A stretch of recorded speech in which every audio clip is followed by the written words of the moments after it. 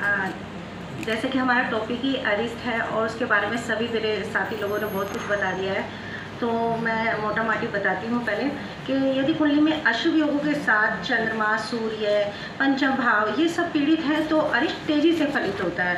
मैं सीधा कुंडली पे आ जाती हूँ और कुंडली में अगर हमें ये देखना होता है तो भी D1, D9, D30 ये सभी में ये अरिष्ट दिखेगा अगर अरिष्ट है। तो मेरी कुंडली 23/12/2003 और टाइमिंग है 15/8 दिल्ली। इसमें अगर हम D1 में लगन की बात करें तो लगन पापकद्री में है और लग्नेश 9th हाउस में बैठे हैं, परंतु ये लग्नेश षष्ठेश भी है और सूर्य 8th हाउस में मारक बुध क्षीण चंद्रमा के साथ हैं और शनि से भी दृष्ट हैं। चंद्रमा अभी क्षीण अवस्था में होगा, सूर्य मार्केश बुध के साथ है और ये एक बाल अरिष्ट है, परंतु यहाँ पर गुरु केंद्र में बैठे हैं जो कि बाल अरिष्ट भंग कर रहे हैं।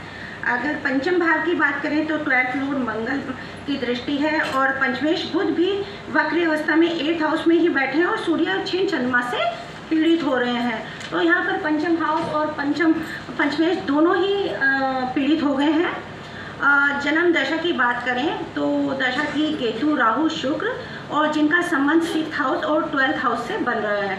यहाँ पर अगर जन्म की बात करें वो भी गण मूल नक्षत्र में है। D9 में भी हम देख सकते हैं इन सब चीज़ों को।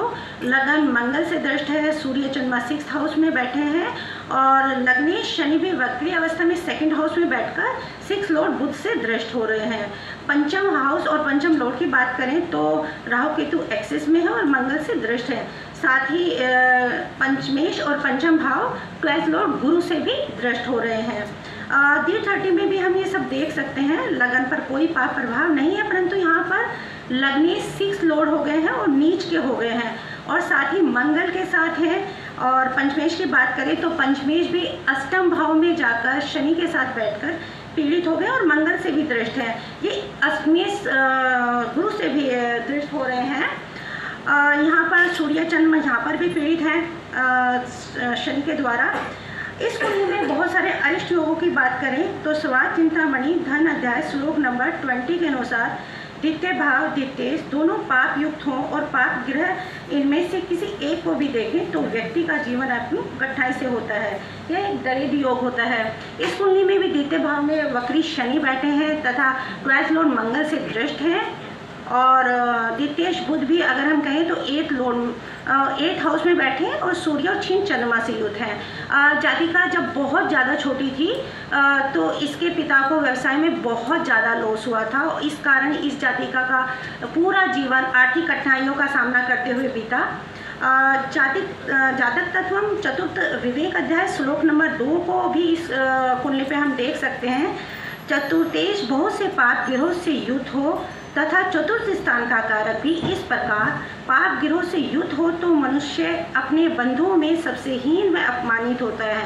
यहाँ पर चतुर्देश सूर्य क्षीण चंद्रमा व मारक बुध वक्री के साथ है और कारक चंद्रमा भी सूर्य और मारक बुध के साथ युद्ध है। जातिका अपने घर में सबसे बड़ी थी तो आर्थिक कठिनाइयों के साथ समझौता भी वही सबसे ज़्यादा करती थी, परंतु जातिका बहुत हंसमुख थी, चंचल भी थी, तो हर बात पे डांट डपट इत्यादि उसे ही सबसे ज़्यादा पड़ती थी और समझौता भी उसे ही सबसे ज़्यादा करना पड़ता था। दैन्य योग की बात भी इस कुंडली में दिख रही है। तिर्यक भावेशों का कुंडली में अन्य भावेशों से राशि परिवर्तन दैन्य योग बनाता है। इस कुंडली में भी 4th लॉर्ड सूर्य का 8th लॉर्ड गुरु से राशि परिवर्तन है। अतः गुरु व सूर्य दैन्य योग में शामिल होकर सुखों में कमी दिखा रहे हैं। यहाँ 4th हाउस शनि से दृष्ट है, यह भी इस योग की प्रबलता बढ़ा रहे हैं। सर्वार्थ चिंतामणि धन अध्याय श्लोक नंबर 149 के अनुसार द्वितीय में पाप गिरोह का योग व दृष्टि और द्वितीयेश भी क्रूर नवास में स्थित होकर राशि या नवाश में पाप युक्त हो और द्वितीयेश पर भी पाप दृष्टि हो तो व्यक्ति को धोखे से जहर देने का योग बनता है। यहाँ द्वितीय भाव में वक्री शनि बैठे हैं जो 7th और 12th लॉर्ड मंगल से दृष्ट हैं।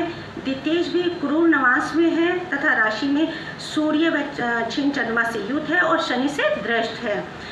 जातिका को कोरोना काल में बुखार, कमजोरी, भूख न लगने आदि की परेशानी हुई और कोरोना काल की वजह से तरह तरह के डॉक्टर को दिखाया भी गया और लेकिन वो सभी डॉक्टर ने दूर से देखकर ही उसे तरह तरह की बीमारियों की तरह तरह की दवाइयाँ दे दी गई।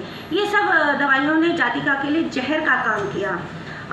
जब उस टाइम दशा थी जातिका की शुक्र गुरु राहु यानी कि 6-8 की, जैसे कि पहले बताया गया 6-8 की दशा अच्छी दशा नहीं मानी जाती। और इसके बाद जो आने वाली दशा थी वह भी शुक्र शनि की भी, ये भी 6-8 के एक्सिस की दशा हो गई। अब इस इन्फेक्शन के कारण 1/7/2020 को जातिका का आंतों का ऑपरेशन हुआ और दशा 6-8 के एक्सिस की थी शुक्र शनि। दशा के अनुसार यदि हम D1 में देखें तो दशा नाथ 6 लॉर्ड हैं और 6th हाउस में केतु बैठे हैं तथा 12th लॉर्ड मंगल से दृष्टि इनकी 6th हाउस पर है और अंतर्दशा नाथ शनि भी स्वमारक भाव में वक्री अवस्था में हैं और महादशा नाथ से 6th हाउस में बैठे हैं तथा मंगल से दृष्ट हैं।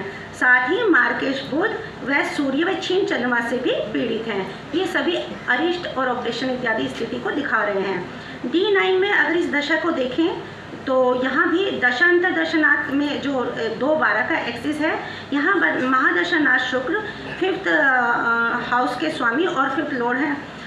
ये दोनों ही 12th लॉर्ड गुरु और मंगल से 5th हाउस दृष्ट है। अंतर्दशा नाथ शनि भी 6th लॉर्ड बुध से दृष्ट है और यहाँ पर भी अरिष्ट दिख रहा है। D30 में भी इन दशा अंतर्दशा नाथ को देख लें एक बार। शुक्र लग्नेश व षष्ठेश हैं तथा नीच के होकर 5th भाव में मंगल से युद्ध व शनि से दृष्ट हैं।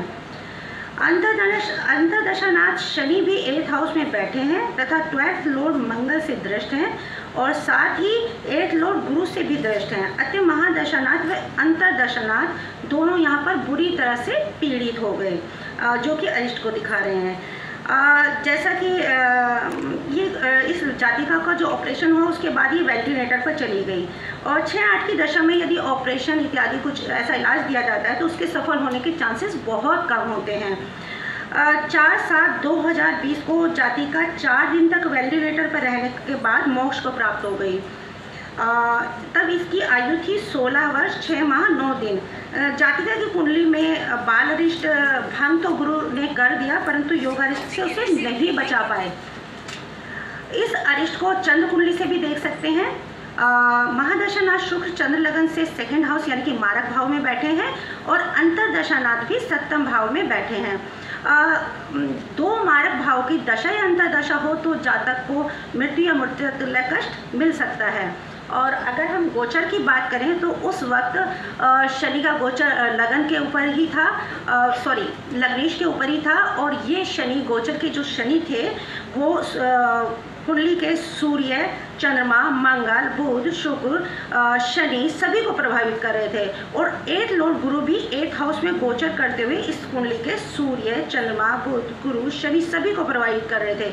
मंगल के ऊपर मंगल का गोचर था और कुंडली के अंतर्दशानाथ शनि और 6th हाउस और 6th हाउस में बैठे हुए केतु को भी प्रभावित कर रहे थे। यानी कि उस टाइम का अगर हम गोचर देखें तो गोचर भी अच्छा नहीं था, दशाएं देखें वो भी 6-8 की बात 6-8 की ही थी और अरिष्ट के लिए उसके योग भी उसके साथ दे रहे थे।